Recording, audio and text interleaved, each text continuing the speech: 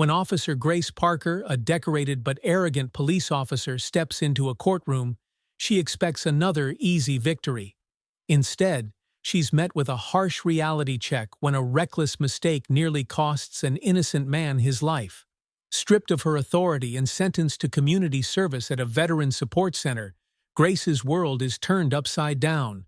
At first, Grace sees the center as nothing more than a punishment, a place filled with strangers whose hardships she cannot relate to. But as she's drawn into the stories of veterans who've endured unimaginable loss, yet found the strength to rebuild, Grace faces a truth she's avoided for years. Her badge doesn't define her, but her choices do. Through unexpected friendships, moments of vulnerability, and the surprising kindness of the very man she once harmed, Grace embarks on a journey of transformation. But will she embrace the chance to rebuild herself or remain trapped by her past mistakes? The Los Angeles morning sun cast a golden glow over the towering courthouse.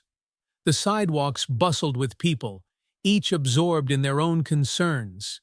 But inside the courthouse, all attention turned to the impending trial of Officer Grace Parker. Grace's reputation preceded her, an exceptional officer, but known for her arrogance. She prided herself on being untouchable, wearing her uniform like armor. Yet today, she felt a faint but unsettling heaviness as she adjusted the collar of her blazer and walked briskly through the courthouse doors. The courtroom was packed. Reporters scribbled notes, legal teams whispered strategies, and curious spectators filled every seat. The murmurs rose as Grace entered, her polished heels clicking against the floor. She stood tall, her long blonde hair tied back neatly, her expression void of any emotion. Her lawyer, Matthew Hayes, shuffled beside her, his brow furrowed with concern. "Grace, remember, stay composed. No sarcasm. This is serious." Grace brushed past him, offering a small, dismissive smirk as she took her seat at the defendant's table. She folded her arms across her chest, her gaze drifting lazily around the room. This was a formality, she told herself, a blip in her otherwise flawless career. Then the side door opened, and Judge Alan Mitchell entered. The room hushed as he took his place behind the towering bench. Judge Mitchell was a tall man in his 60s, with neatly combed silver hair and eyes sharp with wisdom. He commanded respect with his very presence. "All rise," the bailiff announced. Everyone stood, everyone except Grace. She rose a second later with a sigh, making her defiance clear. Judge Mitchell's gaze flickered toward her, but remained impassive. "Please be seated." The judge's deep voice reverberated through the room as the proceedings began. The charges were read aloud: reckless driving, running a red light, and endangering Henry Evans, a retired teacher who had narrowly avoided being hit. Grace barely blinked as the prosecutor recounted how Evans had fallen while leaping out of the way, resulting in a fractured wrist. When asked for her response, Grace leaned back, crossing her legs. Her voice was steady, almost bored. "I just hit the gas for a second. It was not that serious." The courtroom gasped audibly. Her lawyer's face flushed red as he leaned in and whispered furiously, "Stop talking." Judge Mitchell closed the case file slowly and took off his glasses. The silence was deafening as he regarded Grace with a steady, unreadable gaze. "Miss Parker, do you believe that your actions are trivial simply because no life was lost?" Grace shrugged. "People cross the street all the time. He should have looked where he was going." The whispers grew louder, filled with disbelief and outrage.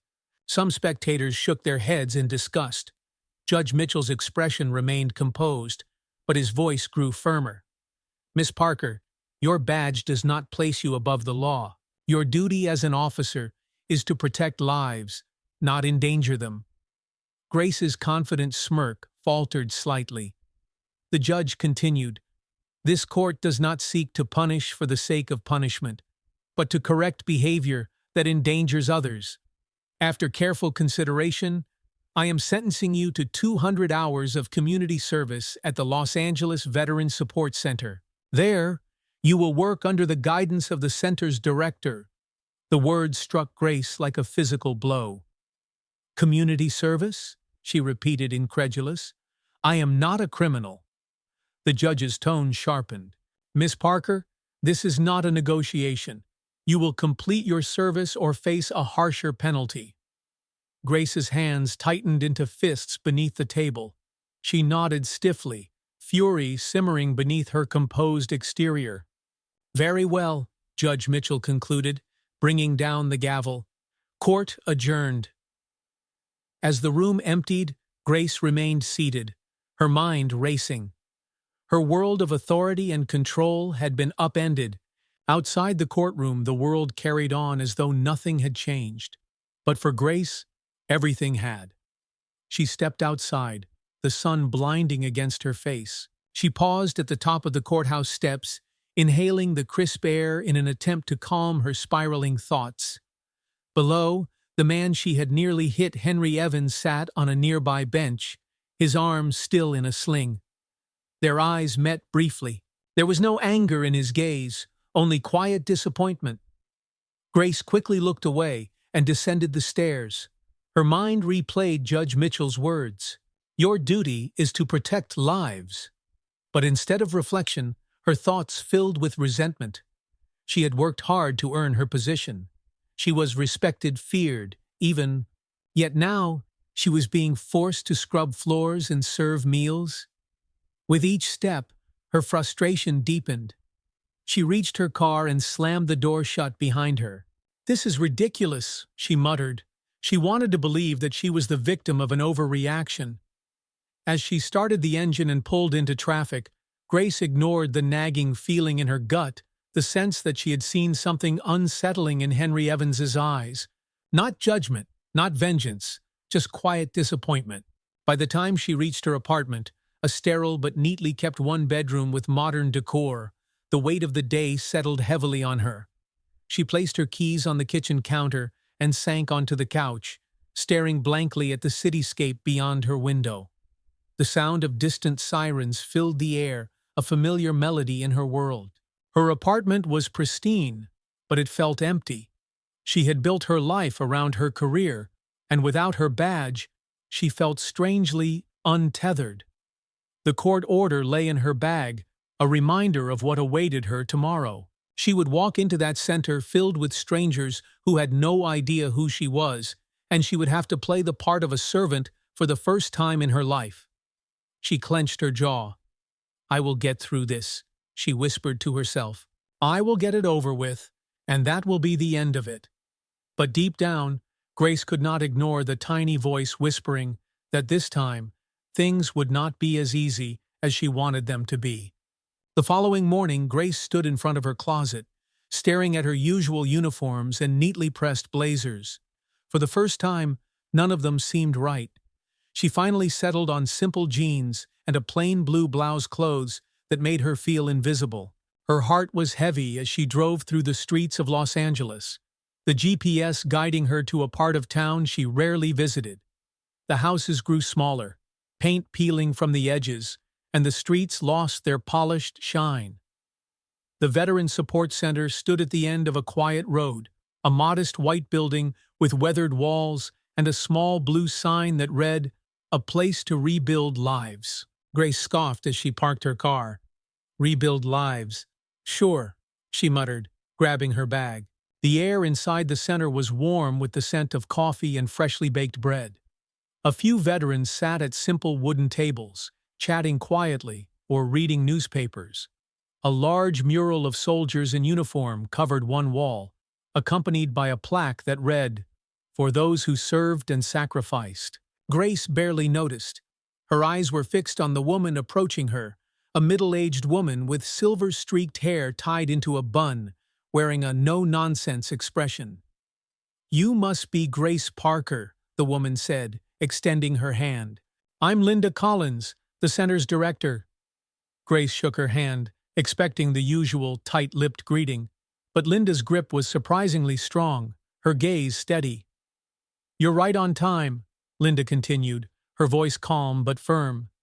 "We start early around here. No special treatment." Grace bit back a retort and nodded. "Understood." Linda handed Grace a plain green apron and motioned toward the kitchen.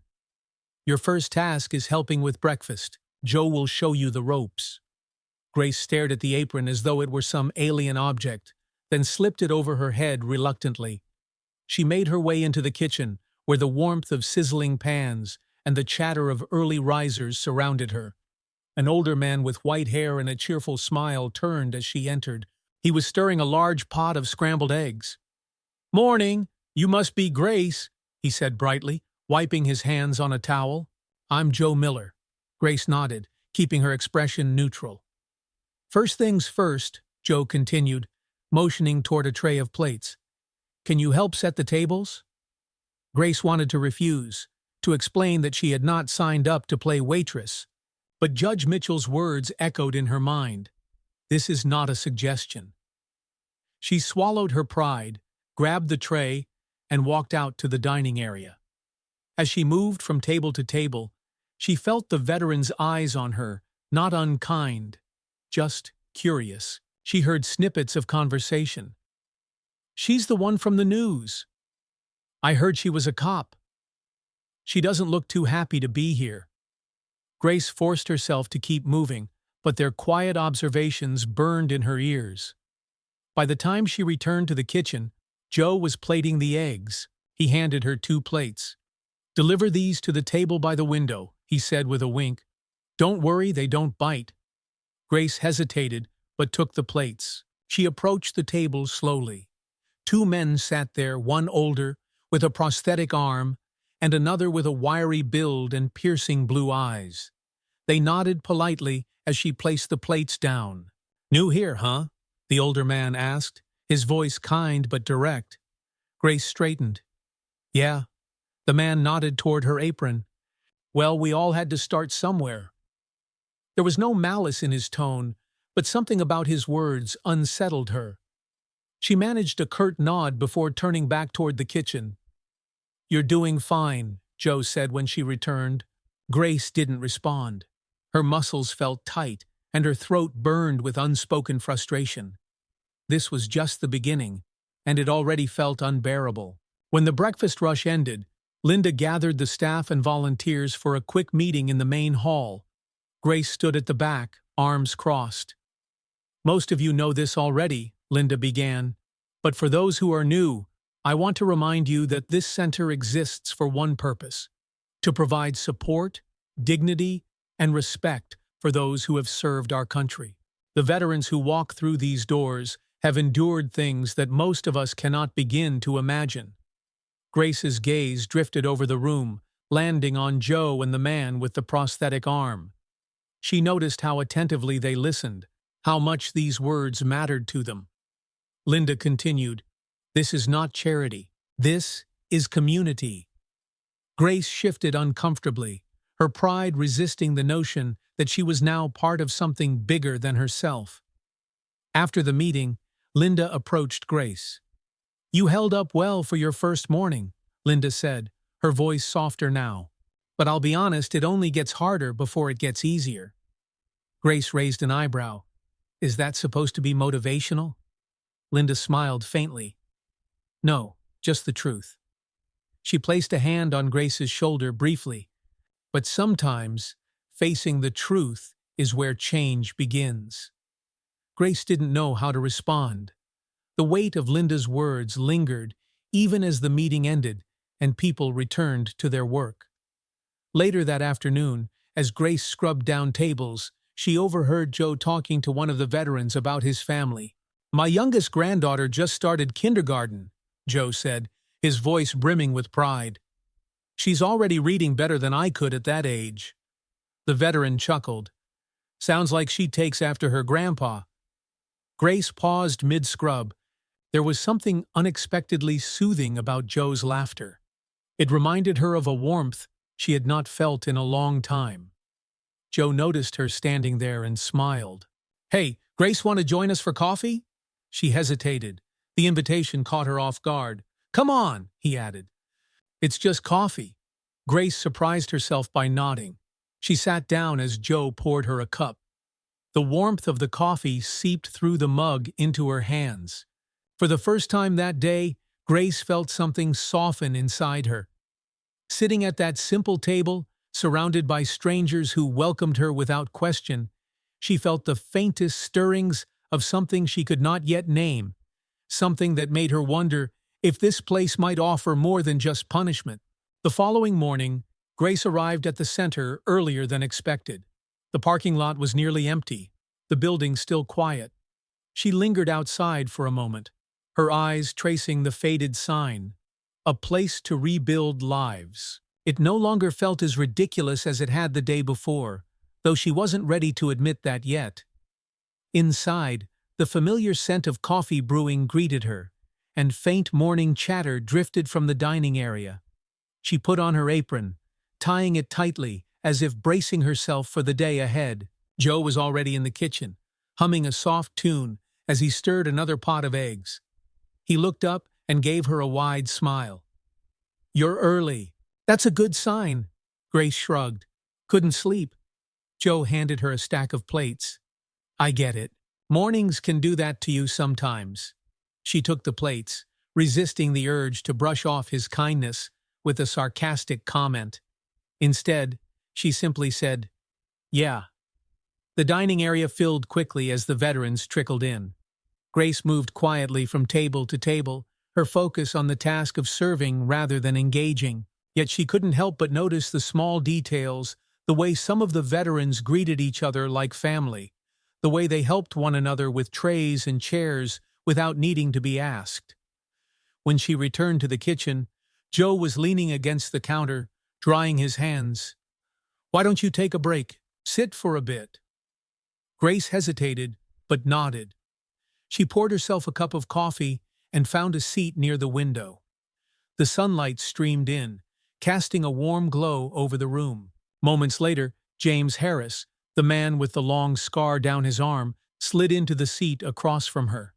He balanced a tray in one hand, a quiet display of strength, and placed it down carefully. "You're new here," he said. Not as a question, but as a statement. His voice was deep and steady. Grace nodded. "Yeah." James took a bite of toast and chewed thoughtfully before speaking again. "Most people who end up here either volunteered or had nowhere else to go." He paused, his eyes studying her.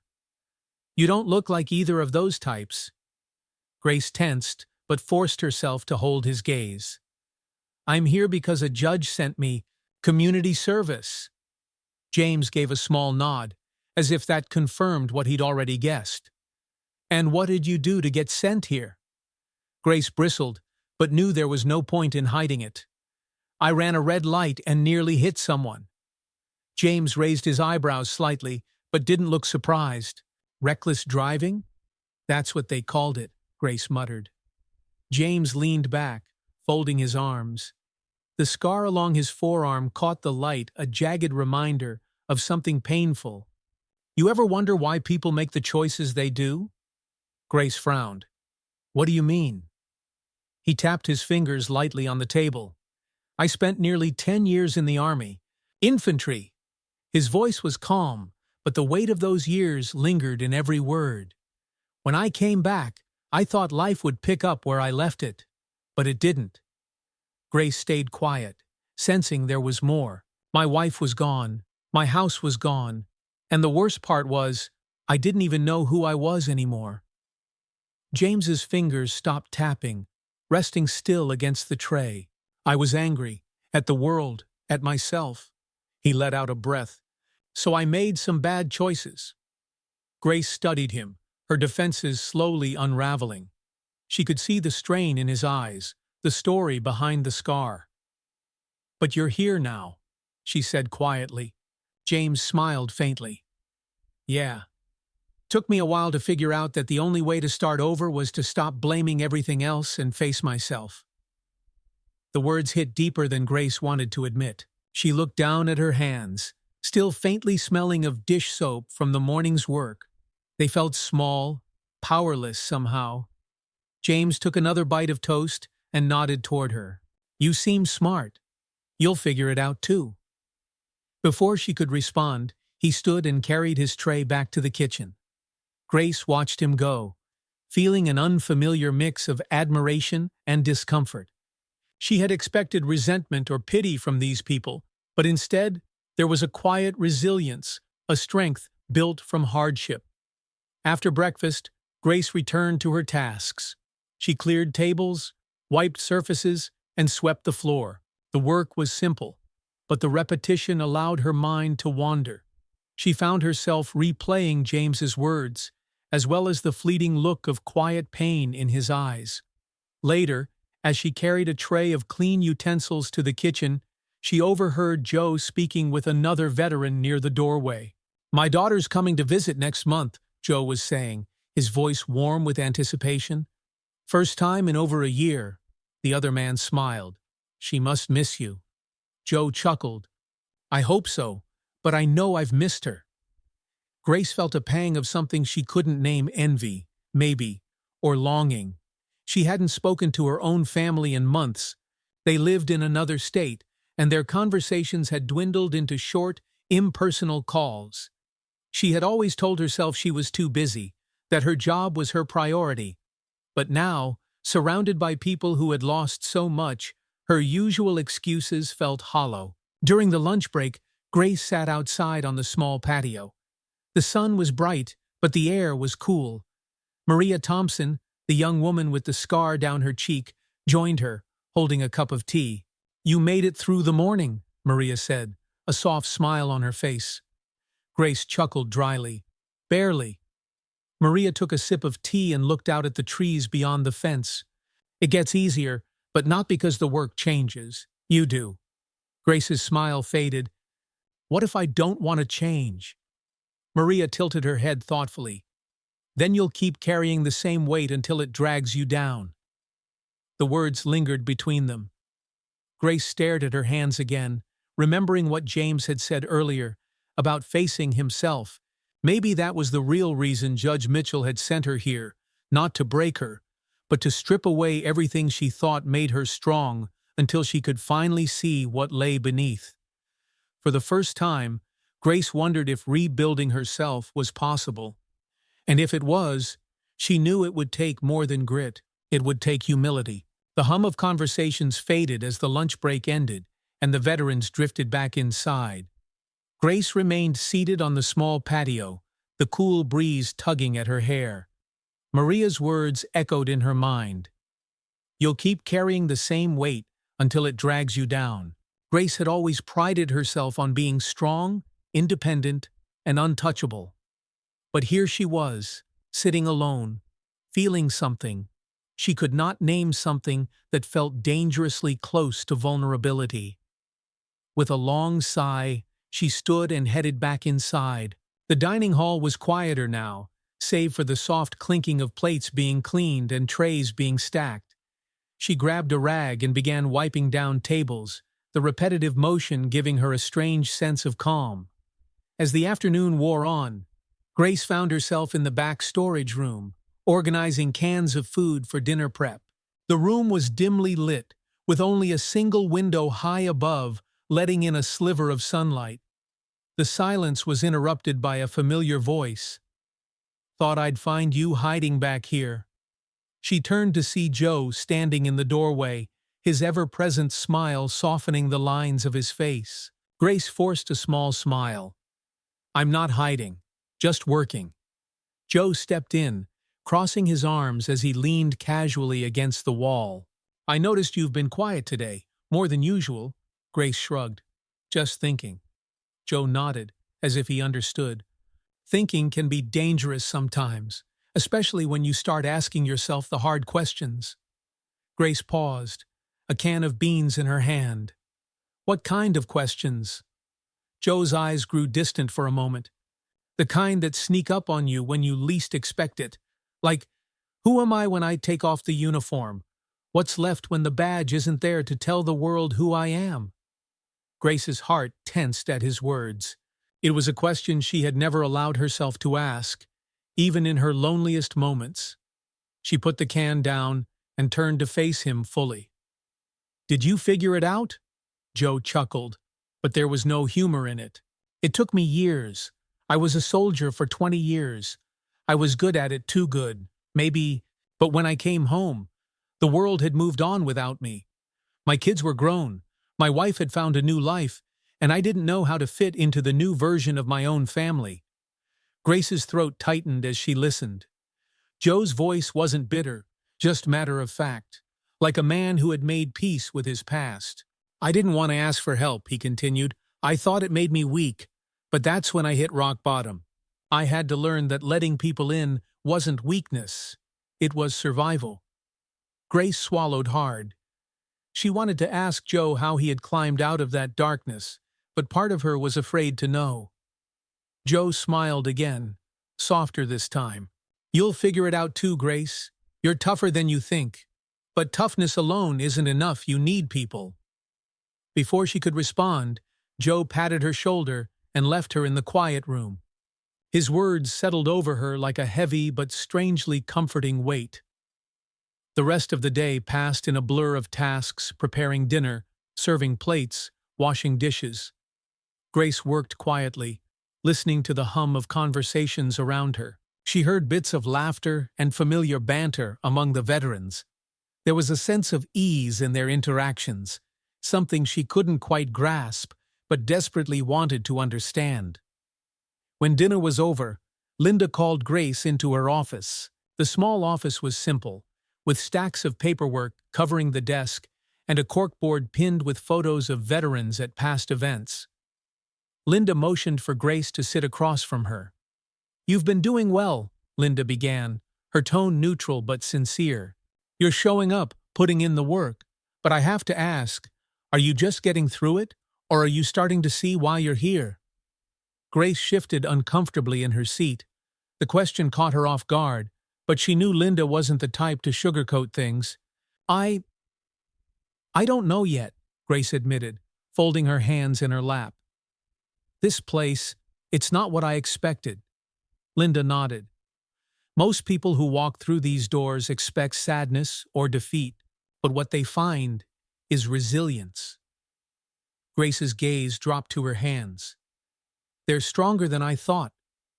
Linda leaned forward slightly. And maybe stronger than you thought you could be. The room fell into silence, but it wasn't awkward. It felt like a quiet nudge in the right direction. Linda let the pause linger before she stood. Get some rest, Linda said gently. Tomorrow's another day. Grace nodded and left the office, her mind buzzing with unspoken thoughts. As she drove home, the streets blurred past her. The city lights twinkled against the night sky, but Grace barely noticed. She was too caught up in replaying everything she had heard that day, from James's story about losing himself to Joe's admission of vulnerability. When she finally reached her apartment, the familiar silence greeted her. The sleek, modern space was neat as always, spotless counters, perfectly arranged furniture, but tonight, it felt emptier than ever. She sank onto the couch, her head in her hands. For so long, her badge had been her entire identity, her proof to the world that she was strong, that she mattered. But now, she was beginning to wonder who she really was underneath it all. Grace leaned back, staring up at the ceiling. The quiet pressed in around her, but instead of avoiding it, she let it sit with her. The words of the veterans echoed in her mind, weaving through the cracks in her armor. What's left when the badge isn't there to tell the world who I am? She didn't know the answer yet, but for the first time she wasn't afraid to ask the question. The early morning sun cast long shadows as Grace pulled into the parking lot of the Veteran Support Center. The building stood quietly at the end of the street, its weathered walls catching the soft light. Grace sat in her car for a moment, staring at the entrance. Her mind felt tangled with everything that had been said to her over the last few days. Joe's words about survival, Linda's quiet encouragement, and James's raw honesty. She had come here expecting a punishment, but the real challenge wasn't the work it was facing herself. With a deep breath, she grabbed her bag and stepped out of the car. Inside, the morning routine was already in full swing. The kitchen was bustling with the sounds of sizzling pans and clattering dishes. Joe was in his usual spot, flipping pancakes with the ease of a man who had done it 1,000 times before. He looked up as Grace entered and gave her a warm smile. "Morning, Grace. You ready to conquer breakfast?" Grace grabbed an apron and nodded. "I think I can handle it." She set to work with quiet focus, filling coffee cups, stacking plates, and wiping counters. The veterans filed in, some greeting her with nods or small smiles. It was a subtle shift, but she felt it. They were beginning to see her as part of their routine, rather than an outsider. As Grace moved between tables, she noticed Maria struggling to carry a heavy box of food supplies. Without thinking, Grace walked over and gently took the box from her hands. "Let me help," she said. Maria blinked in surprise before smiling. "Thanks. I didn't want to drop it and have Joe yell at me." Grace chuckled softly. "I'm pretty sure Joe only yells at pancakes." Maria laughed, a warm, genuine sound. They walked together to the kitchen, placing the box on the counter. Maria leaned against the wall, catching her breath. "You've changed," Maria said after a moment, her voice quiet but sure. Grace paused, wiping her hands on her apron. "I don't know about that." Maria gave her a knowing look. "You didn't have to help me with that box. You chose to. That's not nothing." Grace felt her defenses slipping again. "It's just a box," she muttered. Maria shook her head. "It's more than that. It's a choice." The words stayed with Grace as she returned to her tasks. She had spent so much of her life proving she didn't need anyone, building a wall of independence around herself. But here, small acts of kindness, helping with a box, serving coffee, meant something more. Later that morning, as breakfast wound down, Joe called for a quick break. Grace poured herself a cup of coffee and sat at one of the tables near the window. The sunlight felt warm on her face. She looked up as James slid into the seat across from her again. He held a small cup of coffee, the steam curling lazily above it. "You're starting to fit in," he said, his voice steady but kind. Grace smirked. "I'm just here to do my hours." James raised an eyebrow. "You sure about that?" Grace hesitated, her fingers tracing the edge of her coffee cup. "I don't know anymore." James took a slow sip before setting his cup down. "That's a good start. Most people don't get that far." Grace's gaze dropped to her hands. "I've always been good at my job. I'm not used to feeling this out of place." James nodded. "I get that. The uniform makes you feel like you've got a purpose, right? Like it's proof that you're someone who matters." Grace's breath caught in her throat. "Yeah." James leaned back slightly, his scar catching the light. "I felt the same way when I was in uniform. But you know what I learned when I lost it?" Grace shook her head. James's voice softened. "The person underneath the uniform is still there. You just have to find them." The words hit something deep within Grace, something fragile, but real. She didn't respond, but James didn't seem to mind. He stood and gave her a small nod before walking away, leaving her with her thoughts. The day passed more quickly than Grace expected. She cleaned tables, served meals, and even stayed late to help Joe prepare for the next day's breakfast. As the sun began to set, the veterans gathered in the common room to watch an old movie. Joe and Maria were already seated, passing around popcorn and cracking jokes. Grace hesitated in the doorway. She felt an odd sense of belonging that both comforted and unsettled her. She wasn't sure if she was ready to step fully into this new version of herself. "Grace," Joe called out, waving her over. "We saved you a spot." Maria patted the empty seat beside her. "Come on, it's movie night." Grace's heart softened at their kindness. Slowly, she walked over and sat down. The movie began, a black-and-white war film that felt strangely fitting. As the room filled with quiet laughter and occasional comments about the outdated special effects, Grace allowed herself to relax. She wasn't a police officer here. She wasn't defined by her mistakes or her rank. She was just Grace. As the credits rolled and the veterans began to leave, Grace stayed behind, helping Joe gather the empty cups and plates. The room grew quiet again, save for the faint hum of the ceiling fan. Joe glanced at her as they stacked trays. "You're starting to get it, aren't you?" Grace gave him a small, tired smile. "Maybe."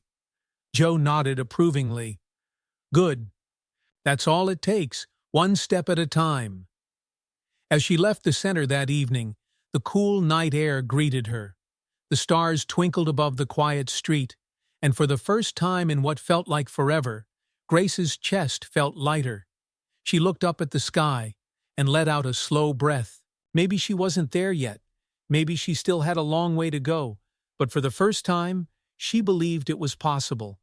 Her life wasn't defined by her mistakes or the weight of her past. It was defined by what she chose to do next. The morning sky was streaked with soft pinks and oranges as Grace walked toward the center, the crisp air brushing against her skin. She felt different today, lighter, more aware of her surroundings. She noticed the gentle rustling of leaves in the breeze, the sound of distant birds. Small things she had ignored for years now seemed vivid. Inside, the familiar scent of coffee and fresh toast greeted her. Joe was already in the kitchen, stacking trays of scrambled eggs and toast. He gave her a cheerful wave. "You're starting to make this a habit," he joked. Grace smiled back. "Maybe I like early mornings now." Joe raised an eyebrow, feigning shock. "Who are you, and what did you do with the real Grace Parker?" She laughed, a genuine sound that surprised even her. It had been so long since she felt this at ease. The morning passed quickly as Grace fell into the familiar rhythm of preparing, serving, and cleaning. When the breakfast rush slowed, she poured herself a cup of coffee and took her usual spot near the window. The sun was rising higher, casting long golden beams across the tables. Maria joined her, carrying her own cup of tea. She slid into the seat across from Grace and leaned forward slightly. "You seem different," she said, her tone curious. Grace sipped her coffee and shrugged. "Maybe I am." Maria tilted her head, studying Grace's expression. "So, what changed?" Grace's fingers tightened around her mug as she thought about the question. "I've been listening. To you, to James, to Joe, to everyone here." She paused, her voice quieter. "It's made me realize how much I've ignored in my own life." Maria nodded, as though she understood. "Sometimes you don't see what's broken until you're forced to slow down." Grace hesitated, then let out a slow breath. "I never wanted to slow down. I was always moving forward, trying to be the best at my job. It was my way of proving to myself and to everyone else that I mattered." Maria's gaze softened. "And now?" Grace shook her head. "Now I'm not so sure. I've built my whole life around my career, but without my badge. I feel like I don't know who I am." Maria reached across the table and placed a hand over Grace's. It was a simple gesture, but it steadied something in Grace's chest. "You're not the only one who's felt that way." Grace blinked back the sting in her eyes. "How did you figure it out?" Maria smiled faintly, her fingers brushing the edge of her scar. "I didn't have a choice. After I came back from deployment, I felt like I'd lost everything. But people here, people like Joe and Linda, they didn't let me disappear. They kept showing up for me until I learned how to show up for myself." Grace's heart swelled with something that felt like both pain and gratitude. "You're lucky to have had them." Maria's smile widened. "So are you." Later that morning, Grace was wiping down tables when the back door of the center creaked open. She looked up and froze. Henry Evans, the man she had nearly hit that day, stood in the doorway. His arm was still in a sling, but his expression was calm, almost unreadable. The room seemed to tilt for a moment, and Grace's heart began to pound. She had replayed that moment over and over in her mind, the screech of her tires, the way he fell, the disbelief on his face. Henry walked slowly toward the main room. nodding politely to a few of the veterans. Then his eyes met Grace's. For a long moment, they stared at each other, the silence between them filled with unspoken words. Grace felt a deep shame crawl up her spine. She could barely breathe as he approached her. He stopped a few feet away and gave her a small nod. "Officer Parker." Grace swallowed hard. "Mr. Evans." He motioned toward a nearby chair. "Mind if I sit?" Grace nodded quickly, her throat too tight to form words. Henry lowered himself into the chair with care, his injured arm resting against his chest. He regarded Grace with a quiet, steady gaze. "I heard you were working here," he said after a pause. "I wanted to see for myself." Grace's stomach twisted. She stopped and took a deep breath. "I don't know what to say." Henry's gaze softened. "You don't have to say anything. I'm not here to make you feel worse." Grace blinked, caught off guard by his kindness. "Why not?" she asked quietly. Henry sighed and looked out the window. "Because holding on to anger would only hurt me in the end. I don't want to live like that." Grace felt her chest tighten. "But I could have." Her voice broke. Henry looked back at her, his eyes filled with something unexpected empathy. "You didn't. I'm still here. But I hope you've taken the time to think about what could have happened." Grace nodded, her eyes brimming with tears she refused to let fall. "I have," she whispered. Henry leaned forward slightly. "Good. Because the choices we make, no matter how small, can change someone's life forever. I just wanted to know if you understood that now." Grace swallowed hard, her voice trembling. "I do. I've been blind to a lot of things. But being here, it's changing me." Henry's face softened into a small smile. "Then maybe something good can come from all of this." Grace finally allowed herself to breathe again. "Thank you for not hating me." Henry chuckled softly. "I don't hate you, Grace. I just hope you find a way to make things right, not for me, but for yourself." Grace nodded, her heart swelling with both guilt and hope. "I'm trying." Henry stood, wincing slightly, as he adjusted his sling. "That's all you can do." Grace stood too, watching as he made his way toward the door. "Mr. Evans?" He turned back. "I'm sorry," she said, her voice steadies this time. "I'm really, truly sorry." Henry gave her a long, thoughtful look. Then he nodded once. "I believe you." Grace watched him leave, his words ringing in her ears. The choices we make can change someone's life forever. She sat back down, staring at her hands. She could still feel the weight of his gaze, but instead of judgment, it carried hope. For the first time, Grace felt like maybe she could forgive herself. The door of the Veterans Support Center closed gently behind Henry Evans, but the echo of his words stayed with Grace long after he left. She sat at the table, staring at her hands, replaying their conversation in her mind. The choices we make can change someone's life forever. The guilt she had carried for so long felt different now, not like a weight pressing her down, but like a guide reminding her that what she did next mattered. Henry had forgiven her, but she knew she still had work to do to make peace with herself. The room was quiet, save for the hum of conversations drifting from the kitchen. Maria appeared, carrying a tray of cups, her expression curious. "Everything okay?" she asked, setting the tray down. Grace gave a slow nod. "Yeah, I just talked to someone I didn't expect to see." Maria's eyebrows rose. "Henry Evans?" Grace blinked. "How did you—" Maria gave a knowing smile. "Word travels fast around here. Plus, Joe saw him." Grace let out a small laugh. "Of course he did." She paused, her expression softening. "He forgave me." Maria sat down across from her. "That's good, isn't it?" Grace nodded.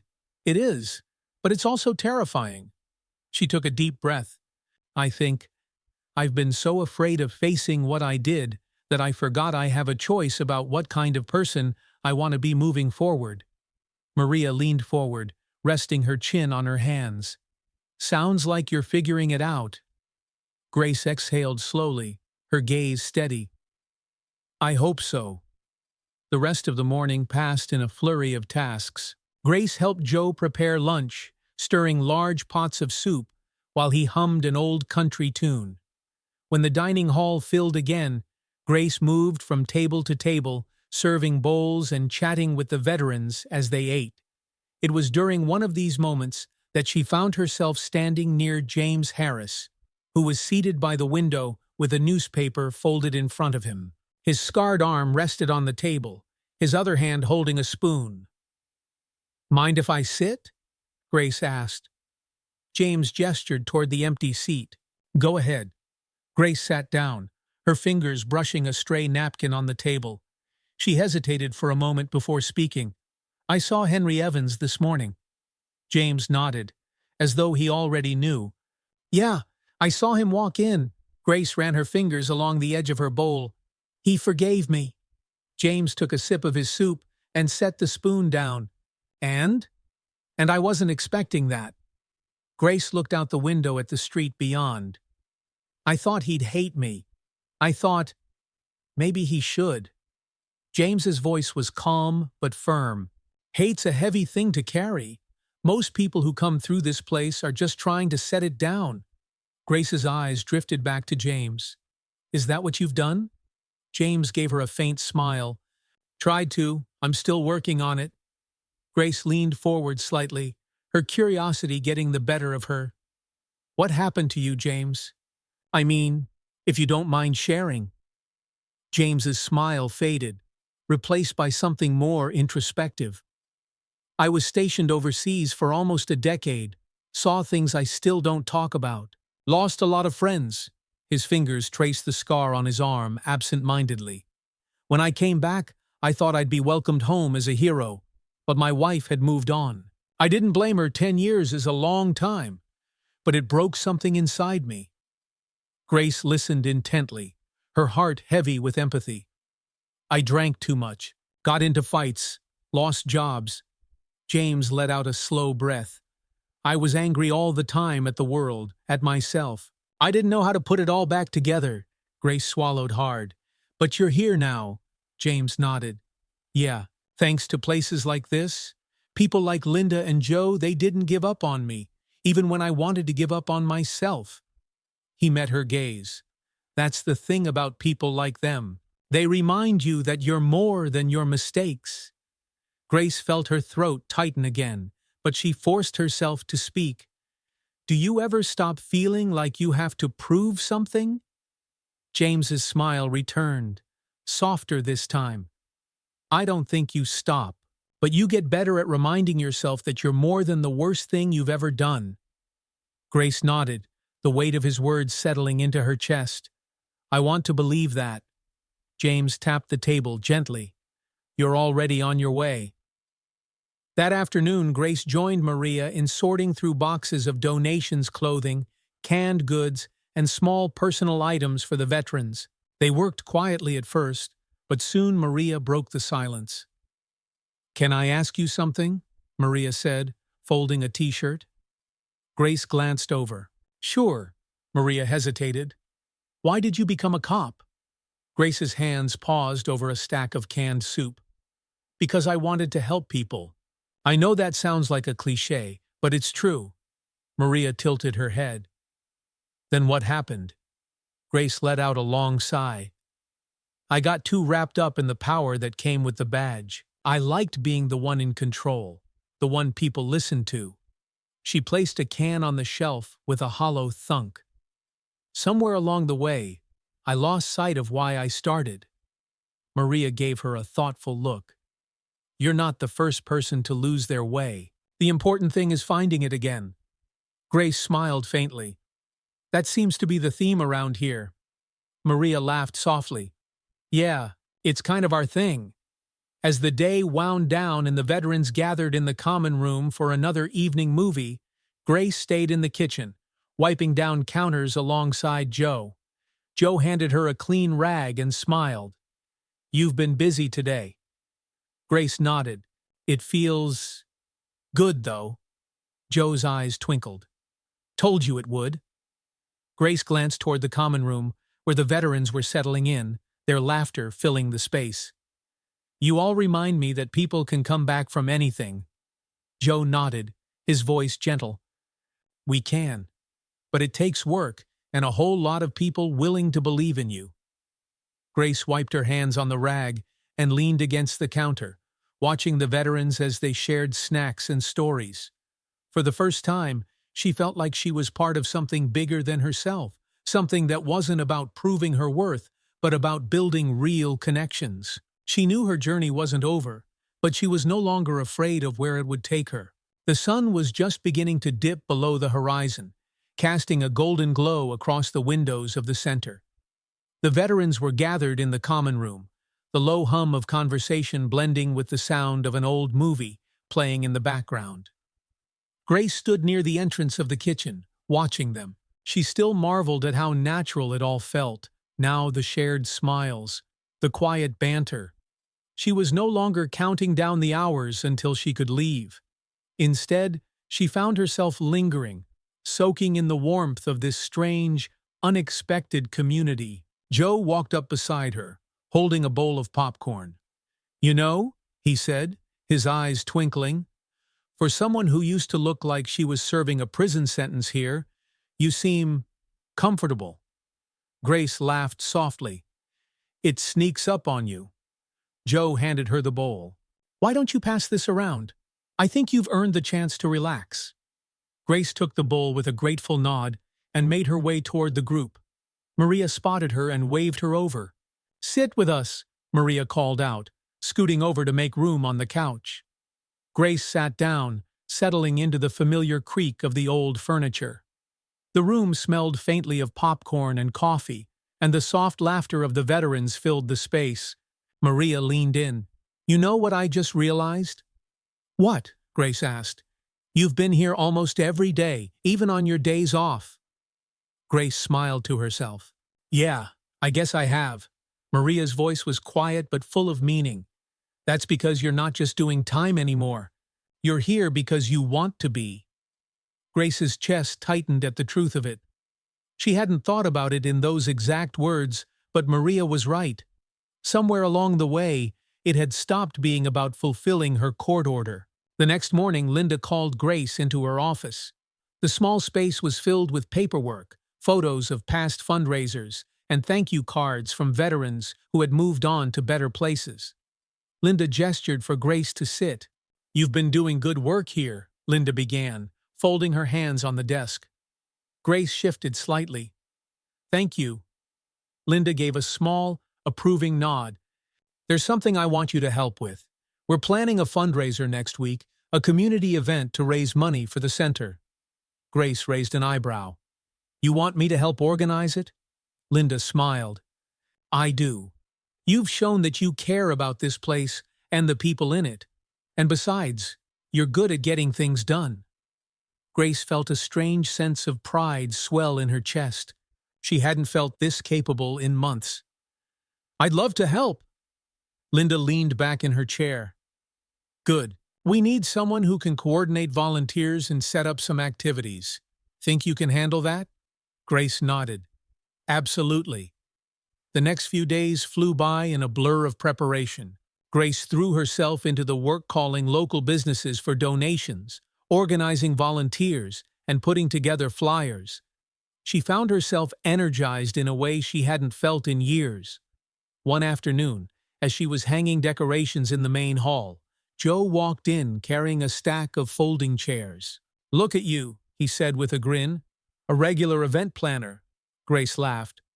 I never thought I'd be organizing a fundraiser, but it feels right. Joe set the chairs down and wiped his hands.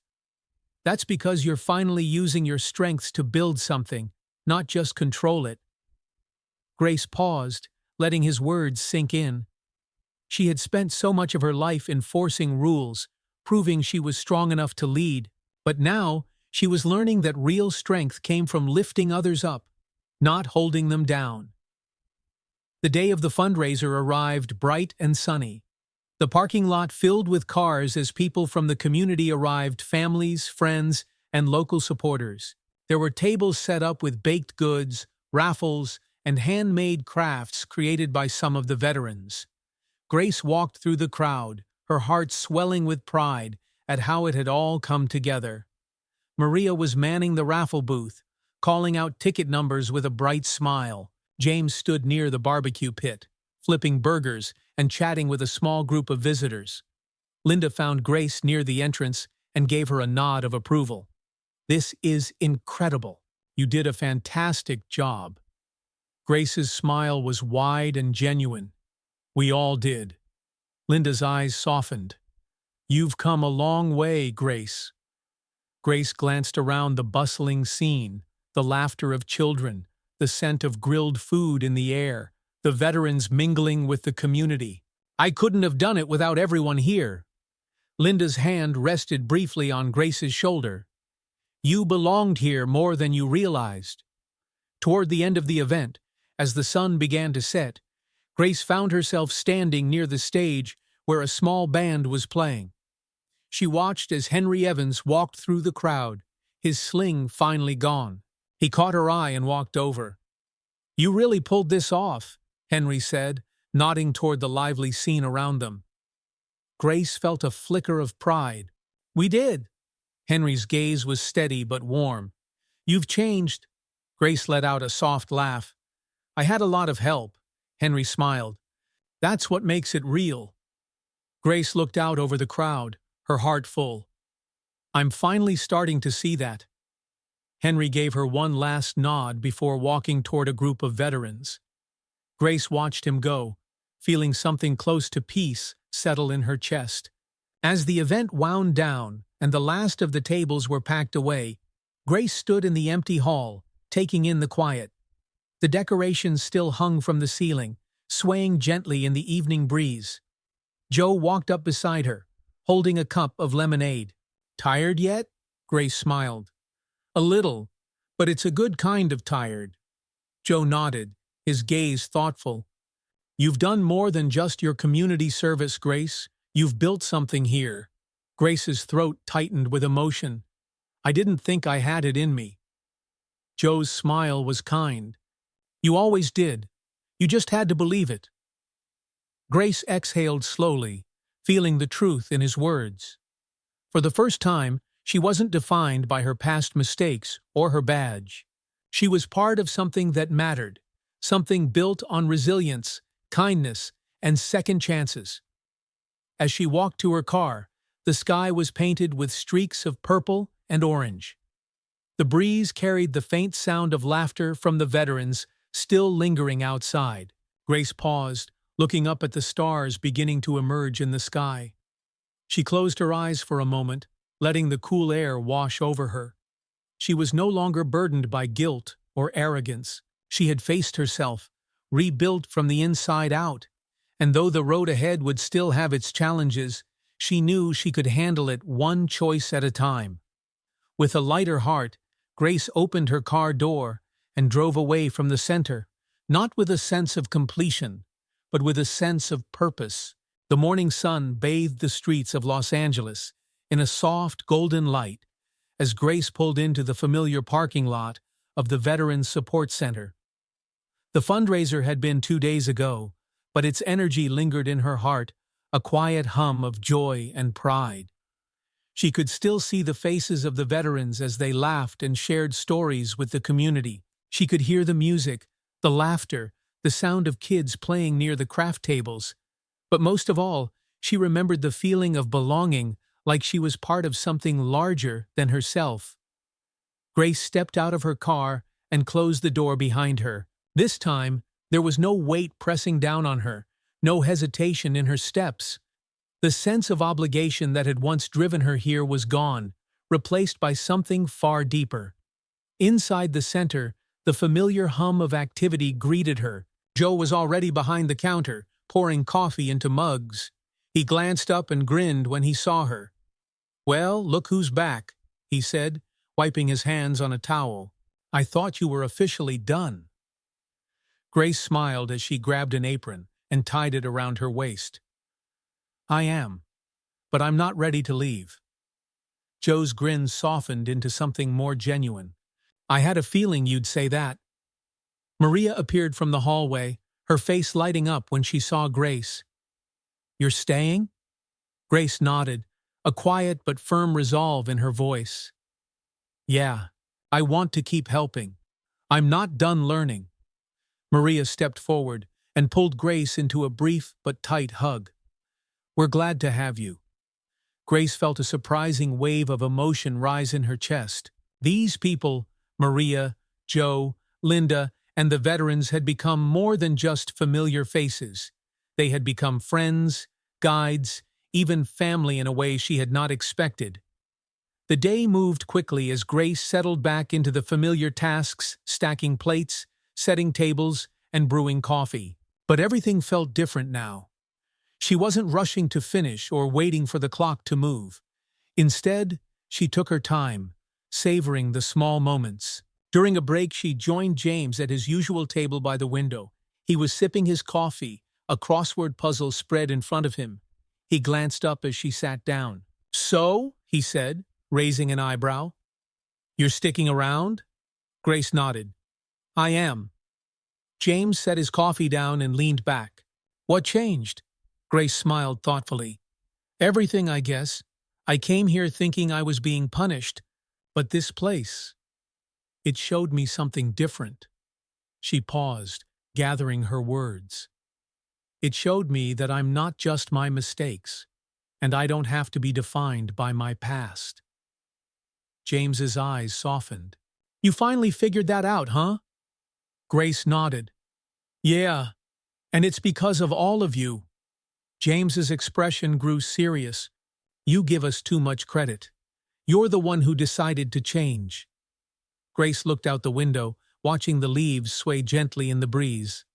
I guess I was tired of carrying it all alone. James gave a small nod. None of us are meant to carry it alone. In the afternoon, Grace helped Maria sort through donation boxes. They worked in comfortable silence for a while, folding clothes and stacking supplies. Then Maria broke the quiet. You know, Maria began, placing a pair of shoes on the shelf. When I first came here, I thought I didn't belong either. Grace looked up, surprised. Really? Maria nodded. Yeah. I thought I was too far gone, that what happened to me made me different from everyone else. Grace's gaze softened.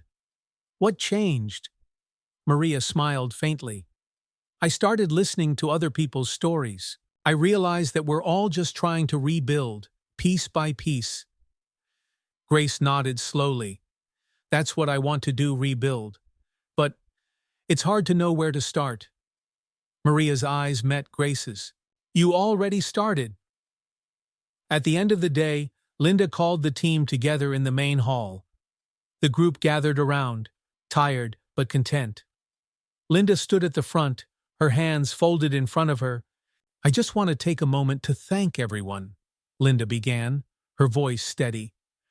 The fundraiser was a huge success, but it wasn't just about the money we raised. It was about building connections and showing people what this place really stands for. The veterans nodded in quiet agreement. Grace glanced around, seeing how much this place meant to everyone here. Linda's eyes landed on Grace, a small smile playing at the corners of her mouth. And I want to give a special thanks to Grace Parker. Grace's eyes widened as the group turned to look at her. She felt a flush rise in her cheeks. Grace came here because she had to, Linda continued, her voice warm. But she stayed because she wanted to. And that choice, it matters. The room was silent for a moment before Joe clapped his hands together. Here! Here! The others joined in with applause and murmurs of agreement. Grace's heart swelled as she smiled, feeling something she hadn't felt in a long time: pride, not in her title or accomplishments, but in who she was becoming. That evening, Grace stood outside the center, watching as the last of the veterans made their way home. The streetlights flickered on, casting soft halos of light over the quiet road. Maria joined her, hands tucked into her jacket pockets. You okay? Grace nodded, a peaceful smile on her face.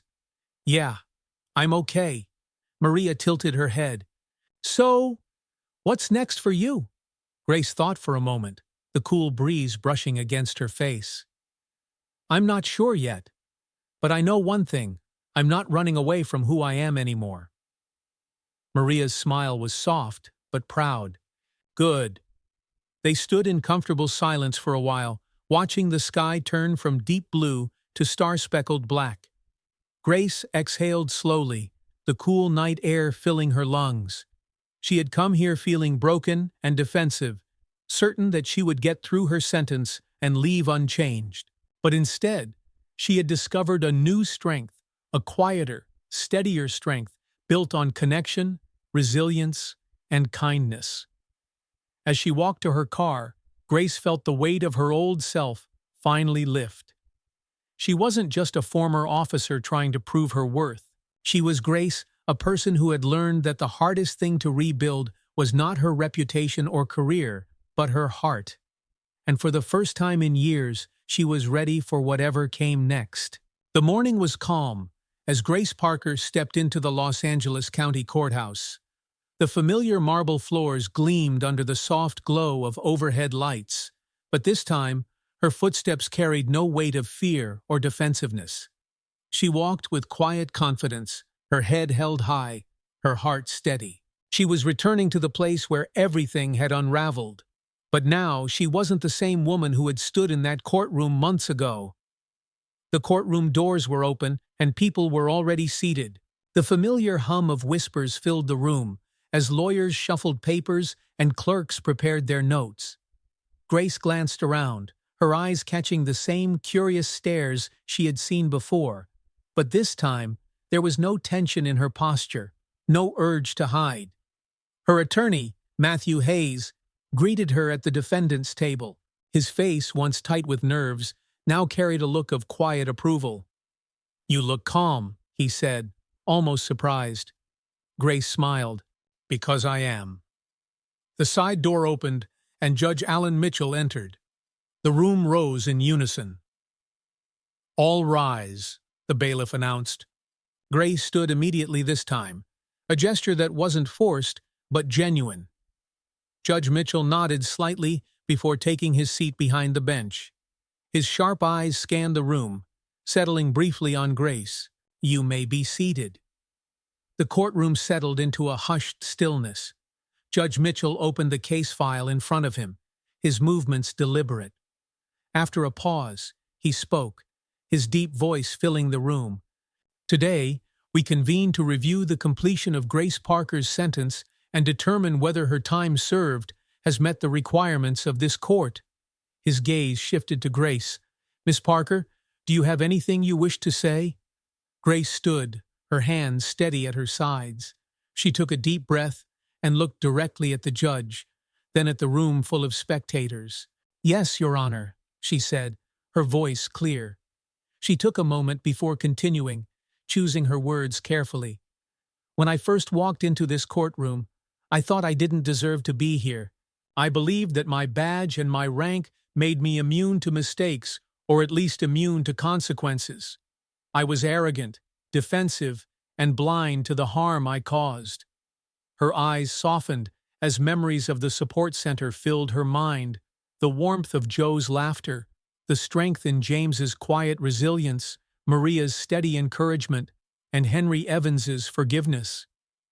But then, I met people who taught me that strength isn't about power or control. It's about responsibility, empathy, and humility. She paused, her voice thickening with emotion. "I used to think my badge was what gave me value, but now I know that what defines me isn't my title, it's how I treat others, especially when no one's watching." The room was silent, every eye fixed on Grace. Even Judge Mitchell's stern demeanor had softened. "I've learned that forgiveness isn't just something you receive, it's something you earn by the way you live. And I promise that the lessons I've learned will stay with me for the rest of my life." Grace's voice didn't waver as she finished. "I'm not the same person who stood before you months ago, Your Honor, and I'm grateful for that. She sat down, her heart steady despite the murmurs spreading through the room. Judge Mitchell remained silent for a long moment, his gaze thoughtful. He clasped his hands together and leaned forward slightly. "Miss Parker," he began, his voice calm but firm, "it's rare that I hear such honesty and accountability in this courtroom. When you were sentenced to community service, I wasn't sure you understood the gravity of your actions. But today, you've proven otherwise." He removed his glasses and set them on the desk. "I have reviewed the reports from the Veterans Support Center. Your supervisor has spoken highly of your dedication and your choice to continue serving even after fulfilling your required hours. That, to me, is the clearest sign of true change." He paused, letting the weight of his words settle. "This court finds that you have not only completed your sentence, but exceeded its purpose." Grace felt a quiet wave of relief wash over her, but she kept her expression composed. Judge Mitchell continued, "I hope you remember that your journey does not end here. It begins here. Carry these lessons with you, Miss Parker." He picked up his gavel and struck it firmly. "This session is adjourned." The sound echoed through the room like a punctuation mark, a close to one chapter and the start of another. As the room began to clear, Grace stood and turned toward the gallery. Henry Evans was seated near the back, his face calm and kind. When their eyes met, he gave her a slight nod of approval. She smiled back, gratitude shining in her eyes. Maria was there too, clapping quietly alongside Joe and James, who both gave her proud thumbs-ups. Grace couldn't help but laugh softly at their supportive gestures. Her attorney clapped her on the shoulder. "You did great, Grace." "Thanks," she said with a genuine smile. Outside, the morning sun was bright and warm as Grace stepped down the courthouse steps. The sky was a perfect shade of blue, and the gentle breeze felt like a quiet blessing. Maria was waiting near the bottom of the steps, hands in her jacket pockets. "How does it feel?" Grace tilted her head toward the sky, breathing in the fresh air. "It feels light." Maria smiled. "So what now?" Grace's smile widened. "I'm heading back to the center." Maria chuckled. "Of course you are." Grace's gaze softened. "I don't know exactly what's next, but I do know one thing: I'm not running from who I am anymore." Maria reached out and gave her shoulder a light squeeze. "You've come a long way." Grace's eyes glimmered with gratitude. "Thanks to you and everyone else." As she walked to her car, Grace felt an overwhelming sense of peace. She had come to the courthouse months ago with arrogance and denial, convinced that she was untouchable. But now, she was leaving with humility, resilience, and a purpose that went beyond her past. She was no longer defined by her mistakes, her badge, or her fears. She was simply Grace, a woman who had learned that life's hardest lessons often bring the greatest growth. She started the engine, her heart steady and sure. As she pulled away, the courthouse faded into the distance, replaced by the wide, open road ahead. And for the first time in a long while, Grace Parker knew exactly where she was going. Grace Parker's journey reminds us that no mistake has to define us forever. Growth begins when we choose accountability over excuses, humility over pride, and kindness over control. Sometimes the hardest person to forgive is ourselves, but by opening our hearts and accepting help, we can rebuild piece by piece. If this story moved or inspired you, share your thoughts in the comments. What part of Grace's journey spoke to you the most? And if you believe in the power of second chances, resilience, and the importance of listening to others' stories, be sure to like this video, share it with friends, and subscribe to our channel for more stories of hope, transformation, and courage. Your support helps us continue sharing meaningful content that touches lives. Thank you for watching. And remember, every new day is an opportunity to become a better version of yourself.